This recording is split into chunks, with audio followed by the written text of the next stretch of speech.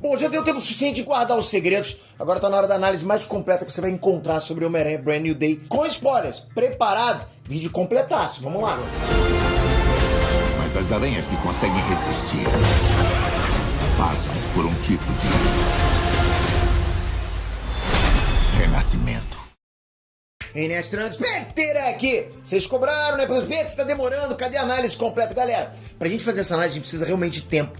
Porque a gente quer entregar pra você, não num time rápido, a gente quer entregar pra você uma qualidade bacana. A gente quer entregar com mais informação possível. E foi o que a gente fez nesse vídeo aqui. Vocês podem perceber que o que a gente colocou aqui, vocês não vão encontrar em outros locais. A gente realmente estudou a fundo cada ponto do vídeo. A gente teve que reler histórias em quadrinho de verdade. E quando eu falo a gente, porque não foi só eu participando, foi um grupo voltado só pra fazer esse vídeo daqui, ok? Mas antes de a gente começar, ó, TikTok Shop tá deixando muita gente com pouquíssimos seguidores faturando de verdade. Só que o erro clássico é entrar vendendo qualquer coisa, galera, no chute e não vender nada. É aí que entra o Radar Viral. Ele te mostra os produtos que mais estão vendendo no TikTok Shop no dia, né? E os que estão também em ascensão. Pra você ir direto nos produtos que a galera tá comprando e procurando. Isso faz uma diferença gigante, cara.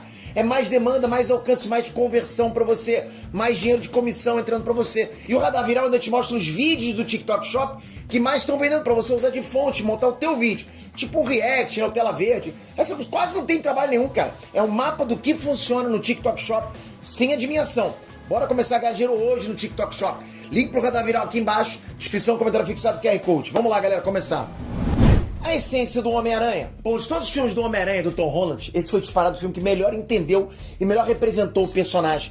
O Homem-Aranha nunca era pra ter sido um molecotinho do tipo o Sr. Stark, com tudo bom e do melhor, sabe, felizinho. Não era, ele nunca foi, não era a essência do personagem essa. E esse filme é o filme que conserta isso. A gente vê o Homem-Aranha autodidata, resolvendo as coisas sozinho. É um filme que é fiel em ambientação. Finalmente a gente tá vendo o Homem-Aranha que não tá tendo que viajar pra Washington como foi em Homecoming. Ou pra outro país, né? Quer dizer, pra outro continente, como ele teve que ir pra Europa, lá em Guerra Civil, e ir longe de casa também. Ou ir pro espaço, como foi em Guerra Infinita. Ou uma trama maluca, multiversal, como foi em No Way Home. Aí a gente agora tá vendo o Homem-Aranha raiz em Nova York, nos terraços de Nova York, nos becos de Nova York, no dia a dia do mundo super-heróico, super-vilanesco de Nova York, com os típicos sofrimentos do dia a dia do Peter Parker. É tudo, a essência total do Peter Parker. É um filme que traz vários dos vilões do Homem-Aranha com o visual característico deles dos quadrinhos. Sabe, Escorpião, Lápide, Boomerang, Tarântula, Ramrod. Eu vou até falar mais disso no vídeo de referência também, easter eggs. Vou trazer outro vídeo pra vocês completar isso também. Mas o que eu queria trazer nesse vídeo é que muita gente só tá falando da referência às capas clássicas das HQs do Aranha e não tá percebendo como é que essa introdução dos vilões é algo muito além de só uma referência. É, na verdade, uma forma de estabelecer a galeria de vilões do Homem-Aranha no CM de forma orgânica, como é nos quadrinhos, entende? Sem precisar de 1001 explicações. Isso faz você sentir que realmente está vendo o Homem-Aranha dos quadrinhos, porque nenhum outro filme fez isso. Tipo, o Duende Verde teve muita explicação para justificar o porquê ele tem força aprimorada, planador, bombas, etc. O mesmo foi com o Octopus, né? O mesmo foi com o Homem-Aranha, com o Lagarto, com o Electro, com o Abutre, com o Mistério. Mesma coisa sempre, um padrão. E fica claro na conversa entre os três Peters e No Way Home que eles só enfrentaram isso. A única coisa que eles enfrentaram, fora isso, só lutaram como bandido comum. Já agora, em Homem-Aranha Brand New Day, você percebe logo no início do filme que o universo do Homem-Aranha, a Nova York do Homem-Aranha, já tá lá, já existe. Não precisa ser realista, não precisa ter 1001 explicações. Ele é o herói e os subvilões estão lá já. É como se pegar uma revista em quadrinho, cara, tá lendo, já sabe que tá aparecendo vários vilões ali. Você não precisa ver a origem de cada vilão em cada história em quadrinho, percebe? E eu achei isso muito importante porque é uma coisa que a Marvel ainda não tinha feito no cinema. O sofrimento do Peter Parker. Essa introdução, mostrando o Homem-Aranha lidando com vários supervilões, também ela é narrativamente importante para a história porque mostra como que o Peter tá 100% focado em trabalhar como Homem-Aranha. Ele tá 100% workaholic, né? Igual eu também sou workaholic.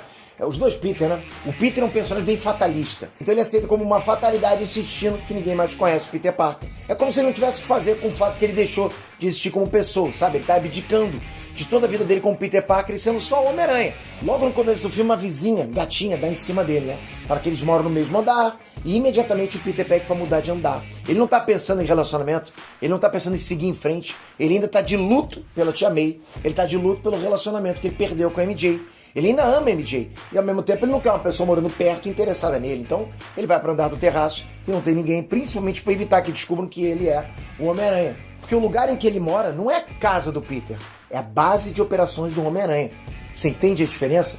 Se vocês repararem, as únicas pessoas que o Peter conversa, ele só conversa como Homem-Aranha. tem a ver com o trabalho dele. Ele conversa só com a capitã de polícia, a Jean DeWolf, e com o justiceiro. O Peter não tem vida social de verdade, e a verdadeira mensagem do filme, no final das contas, é essa aí. Esse é o tema do filme. Hoje, muitos jovens vivem isolados, principalmente desde a pandemia. Sabe, trabalho home office, estudo home office, ou mesmo que eles estejam presencialmente, eles se sentem desconectados. Não tem amigos, não tem suporte familiar, ou suporte da comunidade. Muitas vezes são jovens que mergulham em algum tipo de escape, né? Trabalho, game, drogas, celular, qualquer coisa que mantenha a mente deles ocupada. E nesse filme a gente vê essa analogia. O Peter vê a MJ e o Ned vivendo a vida através da tela do celular, enquanto ele não vive. Ao mesmo tempo a gente também não vê o Peter se esforçando para sair dessa situação. Ele sofre e ele se deixa continuar sofrendo. Sempre que ele se frustra, ele vai lá descontar as frustrações em ser um Homem-Aranha. Ele tenta transformar esse sentimento ruim em algo bom para os outros. O Homem-Aranha sempre foi um personagem extremamente identificável para os jovens adultos, né? Então, tipo, é muito importante que as histórias dele tenham esses temas, que a galera consiga identificar e se conectar com eles. Os filmes do Tobey Maguire faziam isso muito bem. E esse filme fez isso muito bem também. Apesar de não tocar no ponto do dinheiro, né? Que é um ponto muito importante. Vamos deixar para falar isso em outro vídeo. Outro ponto interessante nesse tópico é o quão fatalista o Peter Parker é com relação a tudo que aconteceu. Digo, óbvio que é muito pesado. Todo mundo que você ama, esquecer quem você é pesado demais. Mas ao menos as pessoas que ele ama ainda estão vivas. Pelo menos isso, né? Esse é o exato contraponto que o Frank Castle dá pra ele. Pô, moleque, você acha que isso aqui é uma escolha? Que eu vivo assim porque eu gosto? Se as pessoas que eu amo ainda estivessem por aí, eu não estaria me escondendo? Óbvio que é mais complexo que isso, mas, porra, eu adoro como o filme trabalha essas questões, esses pontos de vista. Porque são casos diferentes, mas que dá pra se comparar, né? Ainda mais quando você coloca em contraste como o Homem-Aranha de Tom Holland já era nos outros filmes. Ou seja, pontos de vista do próprio Tom Holland, do próprio personagem, do próprio Peter Parker. Ele não era pra ser aquele bobinho, empolgadinho. Senhor Stark, né? O Peter Parker é pra ser um cara ferrado, reclamão. É um cara que tá constantemente, né, se autodepreciando mentalmente. Pô, eu só me ferro, né? Ninguém me ajuda, tudo tá errado pra mim. Esse é o Peter Parker. Quem assistiu o desenho dos anos 90 sabe como é que era. Todo final de episódio era ladainha pra caramba. E era muito bom isso, né? Não gostei da brincadeira. Homem-Aranha é sofrência. É igual gostar de música sertaneja. É música de corno manso? É, mas pô, a gente gosta, não é verdade isso? Inclusive tem um arco nesse desenho clássico que a mutação do Peter tá avançando e ele vai pedir ajuda aos X-Men. Daí o professor Xavier diz que não cura ninguém. Que ele tá ali pra ajudar os outros a se aceitarem, aprender a controlar os poderes e blá blá blá. Aí o Homem-Aranha sai reclamando. Pô, eu salvo todo mundo o tempo todo. Mas quando sou eu que preciso de ajuda, ninguém me ajuda? É isso, cara. Eu posso salvar o mundo 10 vezes em seguida, mas quando sou eu que preciso de ajuda, estou sempre sozinho. Obrigado por nada. É essa a essência, né? É o Homem-Aranha, cara. Ele é assim. Ele tá nesse ciclo de sofrimento interno, sempre. Ele não é um personagem estoico que aceita o que a vida dá e encara de boa. Ele tá sempre sofrendo. Ele é um personagem bem dramático com relação à vida social dele. Social, do Peter Parker mesmo. Ele foi criado com esse propósito. O Stan Lee criou ele assim. Com o propósito de ser um personagem que reflete os dilemas masculinos reais dos jovens. A Marvel nessa época, nos anos 60, ela estava inovando, ela estava indo na contramão do que a DC fazia. Os personagens da DC eram deuses, só tinham problemas com o vilão, não tinha vida pessoal, eram só heróis, símbolos. Aí, porra, você ia para as histórias do Homem-Aranha e eram pura novela. Você viu o Peter Parker perdido em pensamentos porque ele teve que dizer não pra namorada, teve que furar um date, né? Tem que dar um bolo na namorada, porque não podia dizer não pra Tia May. Então o Peter Parker é um cara que tá sempre perdido em dilemas emocionais, tá perdido nos pensamentos dele, tendo overthinking. É meio neurótico isso. Por mais que o filme não mostre os balões de pensamento da cabeça dele, como é nos quadrinhos, fica bem evidente na atuação do Tom Holland quanto ele é neurótico com relação à identidade secreta. A ponto até de mudar de apartamento, porque uma garota falou com ele. Ou a ponto de entrar de máscara numa casa de banho. E também o quão excitante, né? O quão nervoso o Peter fica em situações sociais, como na festa do apartamento da MJ. Essa cena, inclusive, eu acredito que foi inspirada no final de One More Day, que é logo depois do Mephisto apagar os anos de casado do Peter com a Mary Jane. E ele se vê na festa do Harry Osborn com o relacionamento dele zerado pelo Mephisto, sem todo aquele tempo de amor entre eles, sabe? A MJ até vai embora da festa mais cedo, tipo, é bem novelinho isso aí. Mas a gente gosta de ler isso nos quadrinhos, é bom demais. Se gosta de ler nos quadrinhos, como é que a gente não vai gostar de ver na tela? Aí lá o Peter se interessa por uma das garotas, mas ela é logo abraçada pelo Harry. Daí o Peter já fica triste. Meu Deus do céu, não sobrou nada. E no final eles fazem um brinde ao retorno de alguns velhos amigos, a chegada de alguns novos amigos. É um novo ciclo do zero pro Peter Parker ali. Apagaram toda a cronologia de casado e daí rola o brinde por A Brand New Day, que é o título do filme, olha isso. Inclusive alguns fãs do Homem-Aranha estão bravos com Brand New Day, porque não é um filme que renova um círculo de amizade e relações do Peter Parker, como foi Brand New Day nas HQs, entende? É diferente o Brand New Day dos dois, filme e HQ. É um filme que reata as antigas relações desse Peter Parker do CM. O filme não faz esse Brand New Day, o filme ressignifica esse título. Óbvio que tem o simbolismo de ser o começo de um novo ciclo, uma nova trilogia para o Homem-Aranha do CM, uma nova fase. Mas a mensagem do filme é muito mais focada no novo dia, sem você sair da isolação social, entende? É uma mensagem para você que é um jovem sem círculo social, preso no seu apartamento, olhando para as telas, preso naquele seu mundinho ali, entende? Sem amigos. Lembrando que no filme o Peter tá nessa há 5 anos. E a cena da festa no filme tem bem mais peso dramático que nas HQs, porque diferente dos quadrinhos, no filme o Peter se lembra de tudo. Então imagina, você chega numa festa e a mulher da sua vida, a pessoa que você ama, tá beijando o outro. E aqui tem uma questão interessante que é: quem é o namorado da MJ? Bom, esse personagem foi interpretado pelo Iman Isfandi. Ele é o Ezra, de Star Wars. Ele não é um ator qualquer lá da Disney, né? Muita gente achou que ele seria o Harry Osborn do CM, que até faria um pouco de sentido com a cena da festa nas HQs. Teria uma leve referência ali. Outras pessoas já estão teorizando, trocaram o ator do Flash Thompson, porque os dois têm essa aparência mais indiana igual, só que esse ator é bem mais casca grossa que o anterior, que deveria ser, né? E se um dia quiserem devolver o Flash Thompson como a gente vendo igual nas HQs, me desculpa, cara, mas seria impossível fazer isso com aquele outro ator lá, com aquela outra versão inicial do Flash Thompson. Não tem nada a ver, cara. Só que a principal teoria é que ele tá interpretando o Paul. Peter, mas quem que é Paul? Paul, do Teletubbies? Não. Bom, é um personagem mais moderno. Ele faz exatamente esse papel de namorado aleatório, random aí, que impede a MJ de ficar junto com o Peter. Ah, Peter, mas por que a MJ não tá com o Peter? Simples, porque ela tá com o Paul. É brutal, entende? E ó, eu tenho que falar pra você, o Paul, em algumas artes, realmente parece com o Iman Isfandi. Mas enfim, o mais importante dessa cena é que logo depois de ver isso, o Peter praticamente se joga do prédio no web swing dele, na teia lá. É um misto de frustração, ódio, pensamentos suicidas. É um web swing emocional. Não é ação pela ação, ele não vai atrás de bandido. E isso é uma coisa que eu achei incrível nesse filme. Teve esse web swing bem irresponsável, né, nessa vibe suicida, transtornado. E teve outro que foi logo depois da MJ ter aquela conversa com o Peter no esconderijo do Justiceiro. Ela descobre toda a verdade porque ela leu a carta, mas infelizmente ela não ama ele. Ela não tem memórias dele. Esse "eu não te amo" são palavras extremamente pesadas, cara. Ela não tem culpa. É a verdade nua e crua. Ela não lembra quem ele é. Então ela ainda pede carona pra casa. Então pensa, pô, ele acabou de ouvir palavras extremamente dolorosas e tem que se balançar com ela pela cidade com aquela sensação de velório, de derrota. Aquele climão. Pô, imagina o peso que deve estar dentro daquela marcha, entende? Você percebe que não é só uma cena de web swing. Tem um componente emocional ali que tá na construção da cena, tá no texto, tá na atuação, tá nas expressões faciais, na movimentação, sabe, na fisicalidade do Tom Holland. Então assim, esse é um filme que soube captar a essência novelística das histórias do Homem-Aranha. Bom demais. Na minha sala de cinema, galera, as cenas que as pessoas mais surtaram, mais reagiram mesmo, você percebe que as pessoas reagiram, foram essas que eu falei. Foi a cena da MJ beijando o namorado e o Peter vendo lá. Foi a cena da MJ falando, "eu não te amo". E pra mim esse é o ponto mais forte desse filme, pra vocês terem noção. É emocional isso, né? Principalmente porque ele mostra o outro lado disso. Você tem o Justiceiro falando pro Peter que ele já deveria ter contado pra eles, né? E quando a MJ descobre, ela fica brava por ele ter escondido isso dela por 5 anos. Imagina se fosse a sua vida que tivesse sido alterada. Você também se sentiria no direito de saber, né? E no fim das contas, a MJ ainda decide deixar o Peter entrar na vida dela, deixar ele subir pro apartamento, chama ele pra trocar ideia com o Ned, eles passam tempo juntos, conversam, brincam de Lego. Então assim, cara, boa parte do que o Peter tava passando era uma tortura psicológica que ele mesmo fazia com ele mesmo. Não que a situação não fosse complexa e complicada, com certeza era. Mas ele também não tinha feito nada pra tentar consertar a situação. Ele não queria atrapalhar os planos e a vida nova dos amigos dele.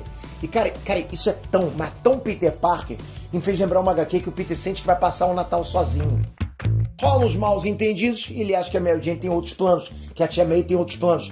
Daí que ele faz? Ele desliga logo o telefone e não dá tempo da Tia May convidar ele pro Natal. E nessa HQ rola uma das cenas mais icônicas pra mim das HQs do Homem-Aranha, que é o Peter botando um refri pra ele e outro pro traje do Homem-Aranha. Ele fica lá conversando com a roupa, tipo o Sr. Wilson, né? Bola de vôlei. Falando que só dá pra contar com ele mesmo, que ele sempre vai ficar sozinho. Que o Homem-Aranha é o único que nunca abandona ele, porque o Homem-Aranha é ele mesmo. Ele dá Feliz Natal pra ele mesmo, fala que ele tem que beber tudo até ficar tipo, quentinho, né? É muito drama, né? Mas no final ele viu o bilhete convidando ele pro Natal na casa da Tia May com a Mary Jane e passou o Natal com elas. Então, teoricamente era simples. Vocês estão percebendo a similaridade com Peter Parker do Homem-Aranha Brand New Day? Essa cena do Natal, ela sumariza bem, né, cara, o Peter das HQs. É um cara, sabe, extremamente neurótico. Ele é gente como a gente, cara, que se perde em pensamentos, se afunda nas frustrações amorosas, nas frustrações de amizade, mas ao mesmo tempo não quer incomodar, não quer atrapalhar ninguém. E nesse drama, nessa solidão, ele encontra conforto em ser o Homem-Aranha. No final das contas, se ele tivesse uma comunicação clara, ele poderia ter resolvido muitos problemas? Sim. mas a gente sabe que a vida social, a comunicação real, são coisas extremamente complexas, especialmente se você não quer incomodar os outros. O que eu quero dizer é, o Peter Parker tornou todos os problemas dele ainda piores se isolando de todo mundo? Sim, mas eu tenho certeza que uma boa porcentagem de vocês que está me assistindo agora vai pensar, putz, isso é literalmente eu, né? Eu faço isso inconscientemente. E é por isso que a última cena do Peter na lápide da Tia May é tão importante. O Peter chega ali e fala, eu tomei uma decisão, eu não vou mais fazer isso sozinho. E essa, inclusive, foi uma fala improvisada pelo Tom Holland e acabou virando, né, a força motriz da história inteira do filme. Inclusive, a relação do Homem-Aranha com a Jean Grey fez ele perceber isso. Vamos falar disso no próximo tópico. Outros heróis. Uma coisa que eu vi muita gente criticar é a presença de vários heróis no filme. Um papo meio de, esse aí não é um filme do Homem-Aranha, tem um festival de heróis, ou, a Marvel só faz filme do Homem-Aranha com cameos, com participações de outros heróis. Bom, a primeira coisa que eu diria pra responder esse tipo de comentário, cara, é que Homem-Aranha, O Novo Dia, consegue criar uma atmosfera extremamente orgânica pros heróis de Nova York, foi o que eu falei, né? E é assim que os quadrinhos do Homem-Aranha funcionam também. Todos esses personagens vivem no mesmo universo, na mesma cidade. E no filme nenhum deles está ali aleatoriamente, nenhum. Se você está reclamando de terem outros heróis no filme do Homem-Aranha, isso significa que você provavelmente não gosta do Homem-Aranha de verdade. Você não deve ter lido nada de quadrinhos. Eu não falo nem isso, pessoal. Você realmente não deve ter lido nada de quadrinhos. Porque tem muita gente que é fã-filme com nostalgia dos outros filmes dos outros aranhas da Sony, que só não tinha outros heróis porque a Sony nunca teve o direito deles. Então essa é uma reclamação que não tem o menor sentido. Pra vocês terem noção, a primeira HQ solo do Homem-Aranha, não a primeira aparição do Homem-Aranha, ok? Mas a primeira edição de uma revista solo dele, The Amazing Spider-Man número 1, de 1963, é uma HQ com a participação do Quarteto Fantástico. Você tem noção disso, cara? A primeira revista do Homem-Aranha é um crossover com o Quarteto Fantástico na capa e tudo. Tipo, o Quarteto Fantástico é um dos maiores grupos de super-heróis dos anos 60, talvez o maior de todos. E ele fez um crossover com o Quarteto Fantástico. Será que alguém pode pensar, pô, o Quarteto Fantástico não roubou a cena na história do quadrinho? E alguém estava preocupado com isso? É só pra mostrar realmente que o Homem-Aranha participava de um universo que tem outros personagens, é normal. Naquele mesmo estilo que eu falei no tópico anterior. O Homem-Aranha precisa de dinheiro. Ele acha que o Quarteto Fantástico paga salário. Aí ele vai lá achando que vai conseguir emprego. E eles respondem que são uma organização sem fins lucrativos. Aí, pô, ele fica pé da vida, diz que ninguém quer ajudar ele e sai fora pela janela. Exatamente isso. A Sony ainda fala que ele vai embora muito cedo, que eles podiam ter ajudado o Homem-Aranha. Esse é o universo que o Homem-Aranha vive. E olha que eu não senti em nenhum momento que eu tava vendo cameos, né, participações. Na verdade, todas as participações de outros heróis foram extremamente importantes pro plot do filme, pra jornada pessoal desses heróis. E pra jornada do próprio Homem-Aranha. O Justiceiro tá ali pra espelhar a situação do Peter, como é, por exemplo, ser solitário e não ter amigos ou família. O Hulk tá ali pra espelhar a transformação do Peter num monstro. A Helena tá ali pra espelhar o lado super-herói do Peter. A Jean Grey tá ali pra espelhar como é ter muitos poderes, mas nenhuma responsabilidade. Percebe? Tem sempre um propósito ali. E no fim das contas, o Homem-Aranha ajuda todos eles. O Homem-Aranha ajuda o Justiceiro a ser mais aberto. O Homem-Aranha ajuda o Hulk a se controlar. O Homem-Aranha ajuda a Helena a resolver os problemas de peixe pequeno na cidade, né? Que claramente era um problema que a Helena estava supervisionando e não considerava pequeno. Mas ela confiou no Homem-Aranha para resolver. E o Homem-Aranha ajuda a Jean Grey a lidar com as emoções dela. Eles tendem a mão para essa pessoa solitária que é toda poderosa e precisa ter responsabilidade com esse tanto de poderes, né? Então eles colocam na frente da bala por ela. Cara, no fim das contas, o Homem-Aranha abriu muitos caminhos para todos esses personagens. Ele trouxe algo para todos esses personagens. Eu diria até que mudou a vida deles. Então, ao contrário dos outros filmes que o Homem-Aranha sempre precisava de um mentor, esse é o contrário. Outras pessoas podem confiar nele, podem olhar pra ele, entende isso, cara? E todos esses personagens estarem ali organicamente na trama e funcionando pra uma história do Homem-Aranha, sem dúvida nenhuma, cara, eu acho que é um grande trabalho do roteiro. Inclusive, eu acho que a gente pode ser até mais específico sobre cada um desses heróis nos próximos tópicos. Viúva Negra. Bom, a Helena atualmente é praticamente a líder dos Novos Vingadores. Ela assumiu um papel de liderança na comunidade super-heróica. Ela não é mais uma espiã secreta, tanto é que o Ned conhece ela, fala dela como se ela fosse uma super-heroína super popular. Esse é um avanço desde Thunderbolts pra gente entender o status atual dela e dos Thunderbolts quando a gente chegar em Vingadores Doomsday. Então eu acredito que ela vai ser a principal conexão entre o Homem-Aranha e os outros heróis. Quem sabe até o Homem-Aranha não entra aí pros Novos Vingadores também, seria legal, né? Lembrando que os Novos Vingadores são uma das poucas formações dos Vingadores nos quadrinhos que o Homem-Aranha fez parte. Legal, né? Então pode ser um link que a gente volte a ver nos próximos filmes. Só estranhei o fato da Helena ter recursos do governo, ter a Torre dos Vingadores e ainda assim a base dela ser uma casa de banho com um notebook. Bom, obviamente essa parte foi só uma desculpa pra fazer um fanservice do Tom Holland sem camisa lá e também daquelas cenas hilárias lá dos quadrinhos em que o Homem-Aranha fica pelado em situações capciosas, né? Mas nunca tira a máscara, né? Justiceiro. Bom, aqui a gente entra no assunto espinhoso, porque as pessoas têm muita dificuldade em lidar com opiniões contrárias. Mas quem acompanha aqui o canal sabe que eu sou muito fã do Punisher, do Justiceiro. É um dos personagens que eu mais pego pra ler nos quadrinhos, não sei porquê, eu gosto de ler. São esses caras que me acalmam, que é mais pé no chão, entende? Eu leio o Justiceiro toda noite antes de dormir, cara. Eu vejo uma série, aí tô vendo uma série, paro a série que eu tô vendo, algumas coisas, um filme, paro e vou ler alguma coisa do Justiceiro ou Deadpool, que eu gosto dessas coisas. Enfim, é um personagem que eu consigo ver os limites bem claros ali da personalidade. E esse filme passou alguns desses limites. Bom, eu começo dizendo que o Justiceiro do John Bernthal, por mais que a gente goste muito dele, nunca foi uma boa adaptação do Justiceiro. Nunca, cara. Porque diferente do Homem-Aranha, o Justiceiro, sim, é um personagem bem estoico, durão, seco, frio pra caramba.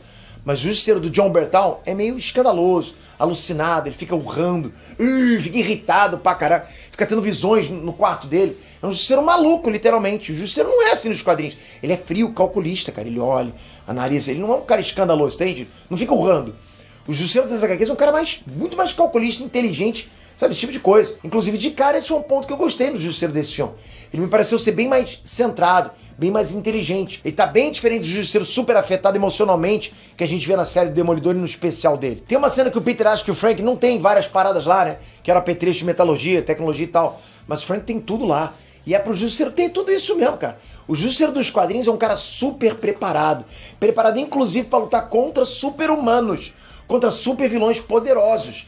Eu achei ponto positivo trazer o furgão dele nesse filme. Cara, no geral, assim, durante o filme, eu me amarrei em ver a interação do Justiceiro com o Homem-Aranha, porque é basicamente o contraste de personalidade, né? E ideais também dos dois se confrontando o tempo todo. E eu acho que é lindo de ver a química, sabe? Acho que funciona perfeitamente na perseguição do tanque. Funciona perfeitamente no esconderijo do Punisher. Funciona perfeitamente na luta contra o Hulk, até no final do Justiceiro dando uma snipada, né? Quase do outro lado da cidade. Pô, isso é algo que eu tenho que falar também, porque o Frank é uma máquina de guerra. Ele é tudo em um. Fuzileiro, marinha, sniper. Ele é tudo isso amplificado por 20. Ele já deu tiro dessas distâncias absurdas nos quadrinhos. É totalmente irreal, mas totalmente Frank Castle dos quadrinhos. Teve uma vez que ele quase assassinou o Norman Osborn assim, na fase do Reinado Sombrio. Atirou do outro lado da cidade. Mas o Sentry segurou a bala. Quando o Homem-Aranha entra na frente da bala, o Frank Castle se sente culpado, salva ele, e eles recriam aquela cena de Guerra Civil das HQs, né? Quando o Frank Castle salva o Homem-Aranha e leva ele pro esconderijo do Capitão América. Era uma questão de emergência, de vida ou morte, e o Frank respeita o Homem-Aranha, salva ele e tal, né? Se o filme tivesse parado por aí, estaria ok. Eu acho que teria feito sentido pra caramba. Mas o Frank fica lá acompanhando o estado do Peter no hospital. Ele tira até um cochilo. Aí nerfaram o John Bernthal de vez, cara. O cara odeia o cochilo, tô falando. No fucking naps. Yeah, no fucking that. We gotta talk about that. Mas a parte que não faz sentido é essa postura do Frank, como se fosse um tio do Peter Parker lá. Como se fosse família, entende? Ele até faz um discurso emocional, sorri, quase chora. Aí não dá, cara. Não tem nada a ver. Vocês sabem quantas vezes o Justiceiro já sorriu nos quadrinhos? Pouquíssimas, pouquíssimas. É raro, é um evento. E todas foram porque ele estava prestes a matar vagabundo. Só pra ter noção. Ou porque ele viu armas potentes que iam possibilitar que ele mate mais vagabundos. Ele achou aquele tesouro de arma. Aí ele dá uma risadinha, entende? Mas fora assim, ele não ri, cara. Ele é praticamente um Spock, né? O Justiceiro não fica dando risadinha. E não sou eu que decido isso. É a realidade. O personagem é assim. Pra vocês terem noção, na mesma HQ que o filme usou de inspiração pra fazer a cena do Frank carregando o Homem-Aranha nos braços, na mesma HQ, né, assim que o Homem-Aranha se recupera, o Luke Cage abraça o Peter e pergunta como que ele tá se sentindo. Fala que tá com um feeling bom com o Homem-Aranha do lado deles, que ele tá sentindo que as coisas estão voltando ao normal. Tipo, o Luke Cage não falou nada demais com o Homem-Aranha. Quer saber o que o Justiceiro falou quando viu eles dois tendo essa conversa básica, normal? Jesus, vocês dois não querem arrumar um quarto só pra vocês ou algo do tipo? Tipo, cara, o Luke Cage só perguntou como que o Homem-Aranha tava, ficou feliz que ele foi pro time Cap, né? Pro time do Capitão. E o Justiceiro olhou pra aquele e reagiu com: que isso, cara? Vocês são frufru, tão fresquinho, é? Cara, é assim que ele é. Pra você ver o nível do Justiceiro, né? E essa é a mesma HQ que inspirou a cena do hospital. Vocês conseguem imaginar esse personagem dando um sorrisinho, chorando, fazendo gracinha na janela vestido de Homem-Aranha? Não dá. Não é o Frank Castle. Eu até poderia aceitar que é um Justiceiro diferente e tal, mas o especial do Justiceiro mal tem um mês de saiu no Disney Plus e o personagem tá completamente diferente lá. Ele tá doido da cabeça. Esse Justiceiro do Sam era muito maluco. Ele era muito mais maluco que o dos quadrinhos. Daí nesse filme ele tá muito normal até. Ele foi pro lado oposto, especialmente nesse final do filme. Tipo, ele virou um tiozão legal da família. Eu acho até que você pode gostar das duas versões, mas tá muito discrepante, né, cara? Na boa. Passar de um muito maluco pra um muito normal, seria se existe isso. Isso ficou um pouco estranho. Eu fico até curioso pra entender como é que vão desenvolver isso daqui pra frente. O Justiceiro vai continuar sendo essa família do Homem-Aranha? Vai ser o novo Sr. Stark, né? Cara, se o Aranha foi resgatado pelo SAMU, o número de emergência vai pro contato lá do Frank Castle, né? Pra ele ficar lá na sala de espera. Será que é isso? Eu não consigo imaginar isso funcionando ao mesmo tempo que o Justiceiro continua sendo quem ele é. O Justiceiro é pra ser FDP. Pra vocês terem noção, o Justiceiro já usou o corpo nocauteado do Homem-Aranha como escudo humano. O Homem-Aranha quase virando um defunto e o Justiceiro faz ele tomar as porradas. Irmão, o Justiceiro é FDP, ponto. É quase vilão. Eu acho que teria sido um final mais coerente com o personagem do Justiceiro e mais bonito pro Homem-Aranha se um grupo pequeno de médicos e enfermeiros se reunisse ali e dissesse que nunca iam revelar a identidade secreta dele pra ninguém. Sabe, numa cena bem parecida com a do trem, Spider-Man 2 do Tobey Maguire, quando devolve a máscara pra ele e tal, né? Acho que teria sido mais épico, mais emocionante essa cena. E aí depois um dos médicos podia botar a máscara do Aranha lá e ficar na janela. E ainda faria muito sentido aquele final com o Peter Parker saindo e vendo como é que o povo ama o Homem-Aranha. Como ele é de fato um amigão da vizinhança. Esse final, cara, na boa, seria 1 milhão de vezes melhor na minha mente, né? E teria poupado o Justiceiro dessa descaracterização grande no final. Hulk! Galera, essa definitivamente foi a melhor aparição do Bruce Banner Hulk em muitos anos, né? Eu arrisco dizer que desde o primeiro Vingadores a gente não tinha visto ainda uma representação tão boa do Banner. Não tinha, cara. A gente consegue ver algumas evoluções na vida dele. Ele ali como professor na SAU e tal, né?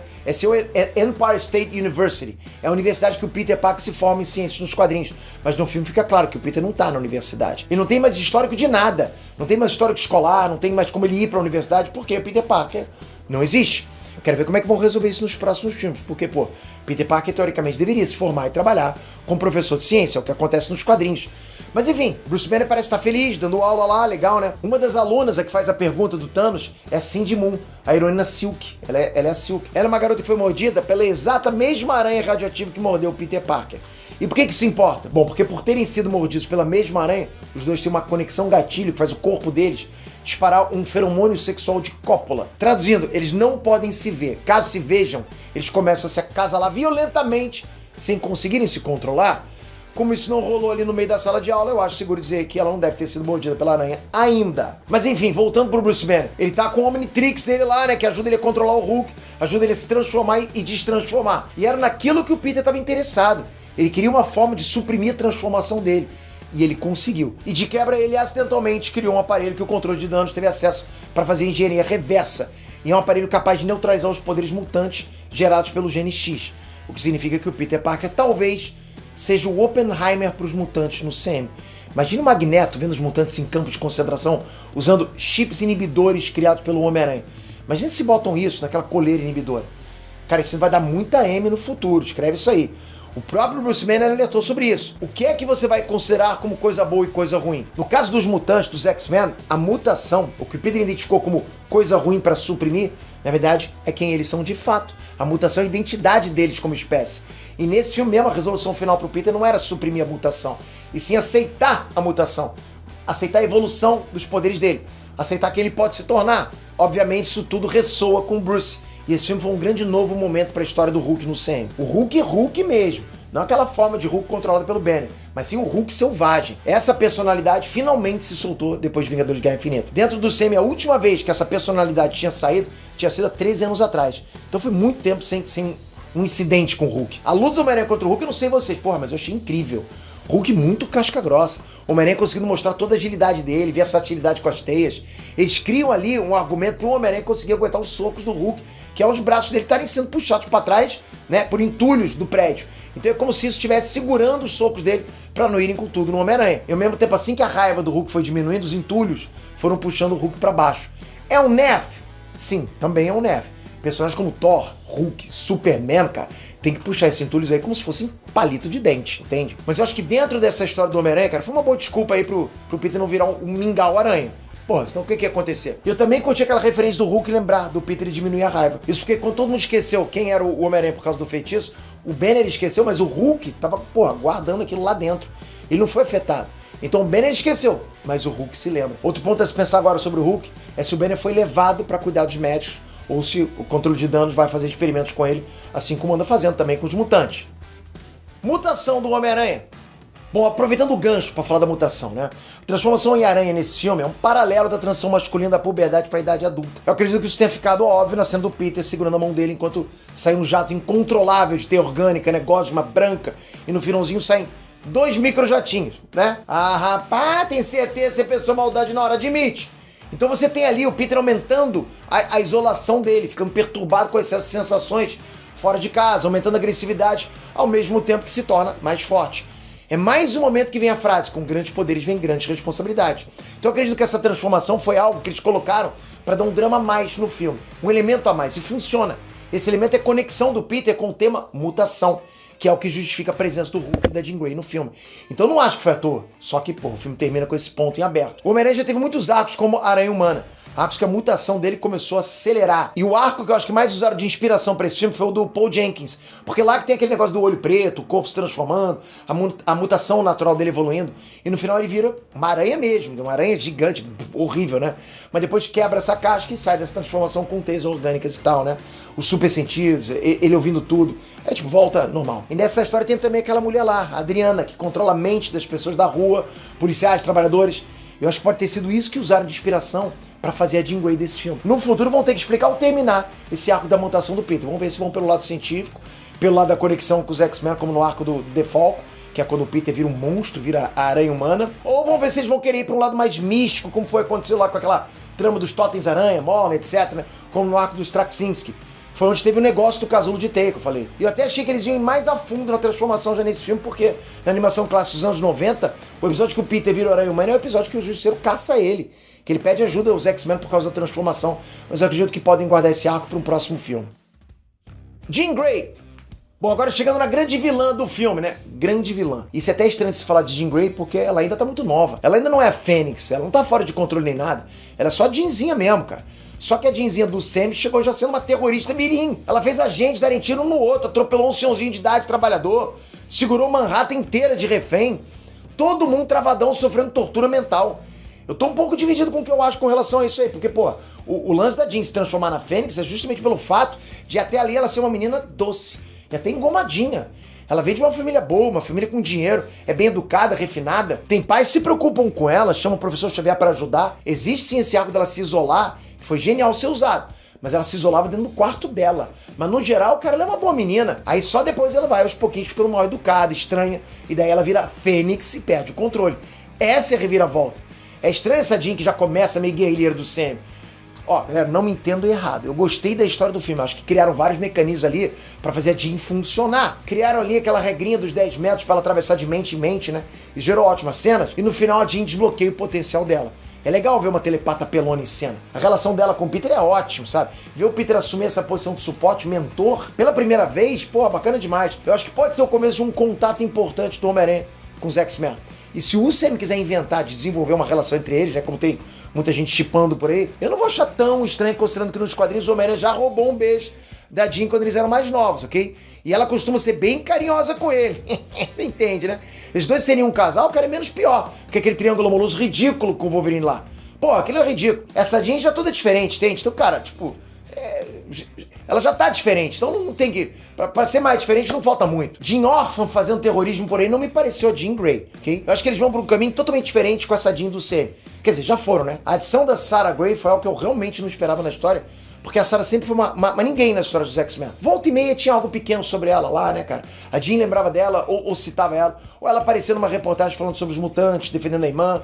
Era implícito que ela tinha poderes, mas nunca foi algo desenvolvido em décadas de cronologia. Resumindo, eu acho que pra essa história da Jean e da Sarah funcionou bem pra esse filme do Homem-Aranha, mas ainda não sei o que pensar no quanto essas alterações devem afetar os X-Men. Spider-Man Insomniac. A cena de ação nesse filme, galera, tem claramente uma inspiração nos moves e finalizações do Homem-Aranha do jogo de PlayStation, que fez muito sucesso, inclusive. O próprio Tom Holland admitiu isso, ele ama esse jogo. E o resultado é que a gente tem, mais do que nunca, um Homem-Aranha extremamente ágil, habilidoso, né, com movimentos plásticos, bonito aqueles movimentos do Homem-Aranha. E é uma coisa que o Homem-Aranha do Tom Holland estava devendo muito. E nesse filme, talvez ele tenha tido alguns dos melhores moves de um filme do Homem-Aranha de todos os tempos. Me diz se eu tô errado. Lembrando também que o time de dublês do Jackie Chan estão no filme. É por isso que tem aquelas lutas incríveis, tipo a lá Jack Chan lá, né? Tipo aquela batalha final contra o Tentáculo. Eu vou pontuar também que eu achei a relação do Tentáculo com o controle de danos meio estranha. O Tentáculo é quase que uma seita super secreta. E ver eles andando assim no prédio do controle de danos, em plena luz do dia, sabe, como se fossem mercenários, é um pouco estranho isso. Mas em compensação, as cenas de ação, cara, são absurdas. Eu não me lembro de um filme com cenas de ação, com coreografias de cenas de ação tão da hora, né, cara? Como foi essa luta contra o Tentáculo. Aquela luta do elevador com o Capitão América foi maneiro pra caramba. Mas essa aí tá top demais, cara. Em termos de drama e ação, em termos de adaptação do Homem-Aranha, ambientação em Nova York, esse sem dúvida foi o melhor filme do Tom Holland como Homem-Aranha. Pra mim, esse é o filme definitivo do Homem-Aranha do Tom Holland. né? Porque além de ação, cara, esse é o primeiro filme que realmente acerta no Peter Parker. E quanto mais eu penso em Brand New Day, cara, melhor o filme fica na minha cabeça. A gente começa a pensar cada vez mais, né? Começa a formular, começa a entender mais. Eu tenho algumas coisas que eu não curti tanto, né? Algumas adaptações que eu dei uma estranhada, como por exemplo a do Justiceiro no final e da Jean Grey também. O Tentáculo também. Eu sinto também que faltou um vilão maior, um arco maior, né? Pra não centralizar esse vilanismo todo na Jean e no Random lá do controle de danos, William Metzger. Agora vamos ver quais vão ser as consequências desse filme pro futuro dos mutantes, pro futuro do Cabeça de Teia. Mas o principal, galera, é que o Homem-Aranha, os caras acertaram 100%. É um filmaço do Cabeça de Teia, não tenho o que falar. Eu quero saber agora a opinião de vocês sobre o filme, sobre a análise aqui embaixo nos comentários. Bora trocar essa ideia agora sobre o Homem-Aranha Um Novo Dia. E não esquece, deixa o link do Radar Viral aqui embaixo para você começar o teu negócio no TikTok Shop hoje. Não precisa gastar nada comprando nada de produtos, é só você acertar os produtos de afiliado e começar a ganhar comissão todos os dias. Tem gente no TikTok Shop demorando muito para conseguir a primeira comissão, por quê? Porque escolhe os produtos errados. Você pode escolher o produto certo se tocar pelo link aqui embaixo. E aí você vai ter muito mais chances de fazer uma bola de neve de comissão para você. Toca aqui agora, se inscreve no canal, ativa o sininho, obrigado de coração, galera. Vocês, ó, mora aqui no coração. É bom demais, cara, tá podendo fazer isso aqui. E tem muito mais chegando. Olha, cara, tem muita coisa pra gente falar sobre Vingadores, pro Vingadores Doomsday e também de Homem-Aranha. Porque o Homem-Aranha vai ter muita consequência pra frente. Vou trazer um vídeo só de easter eggs gigante pra vocês. Até a próxima, galera. Fui! Uhul!